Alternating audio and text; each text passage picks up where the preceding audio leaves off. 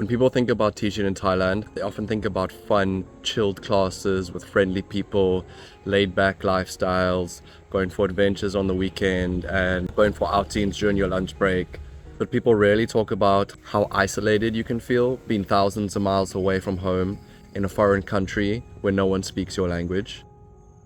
Working at a big public school at a relatively small beach town for the past 2.5 years has definitely required overcoming some challenges and also embracing the culture and the language of Thailand.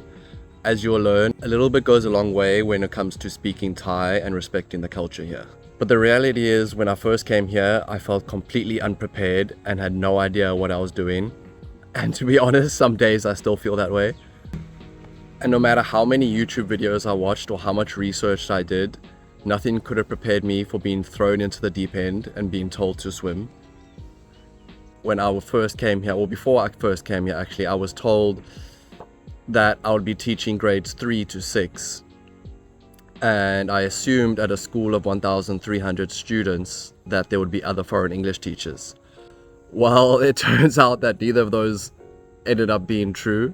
I was the only foreign English teacher at the school, and I ended up teaching the whole school from the kindergarten one, which are 4-year-olds, which can barely even speak Thai, let alone English, all the way up to grade 6.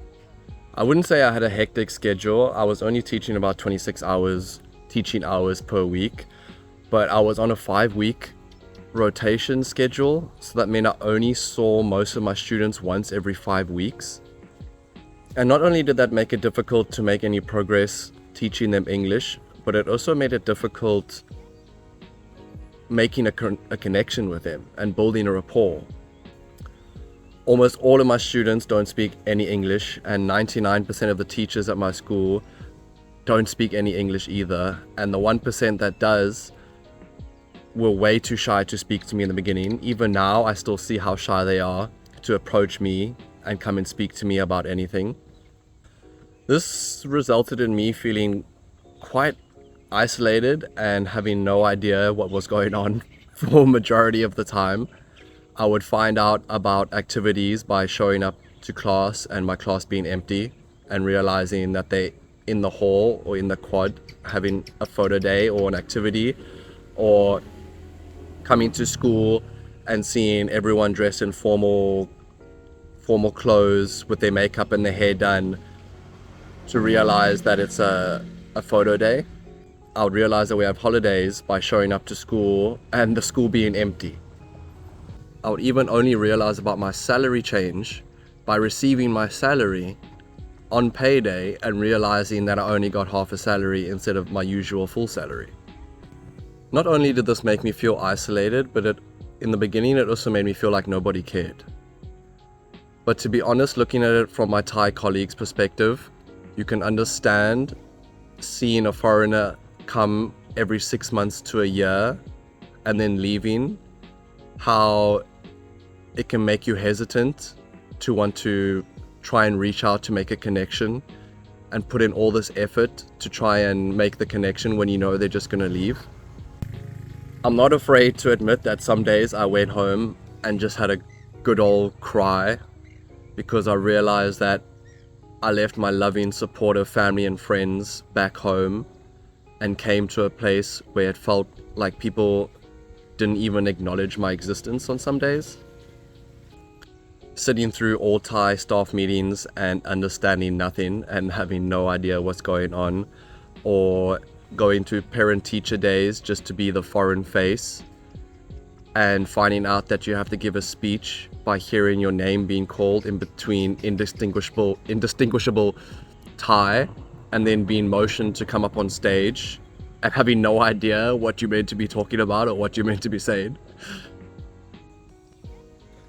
And because of things like that, you always feel like you have to be on high alert and constantly looking for body language and facial expressions and context clues, just to try and figure out a tiny bit of what's going on, and so you don't feel completely lost and out of place.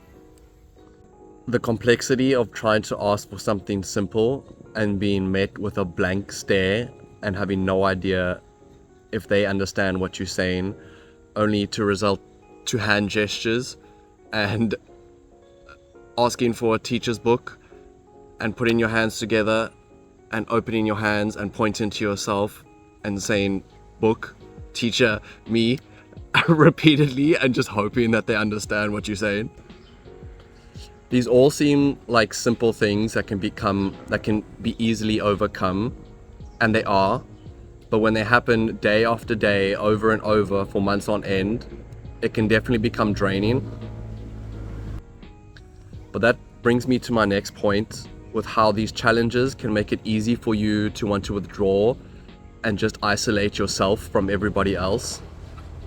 Okay, the sun was going down and the mosquitoes were out and I was getting eaten alive. So we're back at my house to get my messy shelf and my dirty fish tank as a background. You gotta be willing to put yourself out there and be vulnerable and be willing to make a fool of yourself and make mistakes so you can learn. Because if you do, after a while, you'll start to notice a change. The more I continue to put myself out there, and the more Thai language I learned, and the more I learned about the culture, and the more I slowed down and observed things, the more I observed the subtle, sometimes not so subtle, differences between the Thai culture and Western culture. The language barrier and the indirect way of communicating here in Thailand can often make it feel like they don't care about you, or at least for me personally, I felt that way in the beginning when I first got here. And I appreciate direct communication and things like words of affirmation, because something as simple as being asked how you're doing or asking how your day is makes me feel acknowledged and it makes me feel seen in a way. Whereas here, again, because of the language barrier, but mainly because of the cultural differences, teachers often won't come to check in on me or ask me how I'm doing or come to check if I'm doing okay. But they'll often do small acts that still show that they care. They'll leave a packet of rambutan or some snacks on my desk without saying a word. And it's small little things like this that make you feel appreciated, and they can often be overlooked if you don't fully understand them. So Thai people generally don't ask each other how they're doing, like straightforward, how are you doing? Or we often taught the equivalent of how are you in Thai is sabai di mai, which you'll hardly ever hear Thai people saying these words. They often only say sabai di mai if they haven't seen you for a while, like coming back from a holiday, the teachers will ask me sabai di mai. Or if they see you looking like physically unwell, if they can see like I'm sick, they ask like sabai di mai when they like already know that I'm not doing so well. Whereas, because I think food is so deeply ingrained in the culture, they don't ask how are you, they ask have you eaten yet? Gin khao yang, even more specifically, have you eaten rice yet? Eat rice yet? Which I think gives them insight into how you're feeling, in a more indirect way. For example, I don't get to see my girlfriend's family that often, but when she phones her mom, I'll be able to speak to her mom, and her mom will never really ask how I'm doing or if I'm sabai di mai, but she will always ask me, Gin khao yang, have you eaten yet? Or Tamalai yu, like what are you doing? And I think these two things can seem like small talk, but they're ways that Thai people show you that they care about you. I've often asked my girlfriend and other Thai people, like, does your family say I love you, or do they ask you how you're doing? And they say no. Well, I'll say, well, how do you know that they love you? How do you know that they care? They'll ask, have I eaten yet? Gin khao yang, or they ask me like what I'm doing. They just call me and ask me, have I eaten, what I'm doing? And that's a Thai way of showing love and care without actually directly saying I love you or I care about you or asking if you're okay. Again, it comes to the indirect way of communicating here in Thailand, where maybe it's too direct to ask you how you're doing or how you're feeling. And even if you were to ask how you're doing, it might be not very kreng jai to say that you're not feeling well. Like the concept of kreng jai kind of like being considerate of other people and not wanting to inconvenience other people, especially with your problems. It's a little bit more complicated and deeper than that, but for this example, it makes sense. So it's almost like they use these as context clues to get an indication of how you're feeling. Instead of asking directly how you're doing, they'll ask, have you eaten yet? And if you haven't eaten, then they can maybe understand why you're a bit irritable, or why you're not looking so well, or why you don't look so happy. Or they're asking you what you're doing, and you say, I'm just alone at home by myself. Maybe they can understand why you're looking a bit sad, or looking a bit down, or look like you're a bit lonely. And then based on these context clues, they can often offer some help that's often rooted in community. Instead of having to directly ask you, how are you? You have to reply, I'm not doing good. And then it's like, oh, well, I don't know how to help you. But if you say, have you eaten yet? No, well, let's go eat. What are you doing? I'm chilling, I'm doing nothing all by myself. Well, let's go hang out. There's not going to be this deep, meaningful conversation about how you're feeling, and about how you miss your family, and about how you're tired, and how you overwork, and how you feel burnt out. But it's a lot more intuitive than that. And I think it's also somewhat to do with saving face. They don't really want you to lose face by admitting you're in a bad space, or lose face by you admitting you're in a bad space and then them not being able to give you any actual real help with your problem. So instead, they'll just come and leave snacks on your desk, or come and eat rice with you, or invite you to come and eat with them at the canteen, because that saves you both the pain or the embarrassment, or saves you the face of having to admit you have a problem and them not being able to help you with the problem. This kind of bypasses that whole issue. I often find my students are so good at sensing when I'm feeling down. And maybe it's just because I wear my heart on my sleeve, but they, even on good days, are always drawing cute little pictures and leaving them on my desk, giving me stickers, or offering me snacks straight from their hand that I've gone in their mouth, in their nose, back to their mouth, into the packet, and then offer me the snack that they're trying to give me. But on the days that I'm feeling really down, I will get so many more pictures from my students, so many stickers, more stickers put on my arm, so many more offerings of snacks.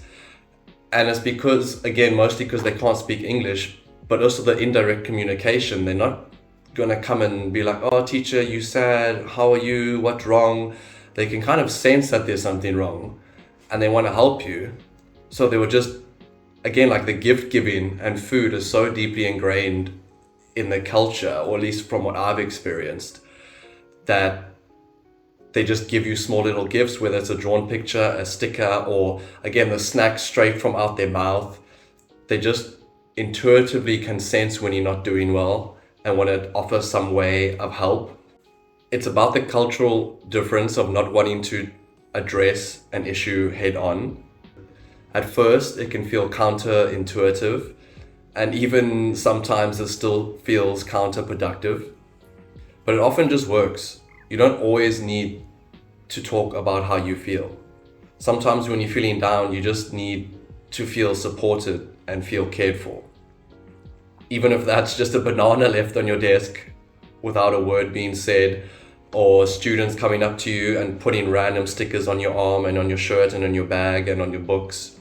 And it's often these small little things that help me keep my head up on the days that I'm feeling down.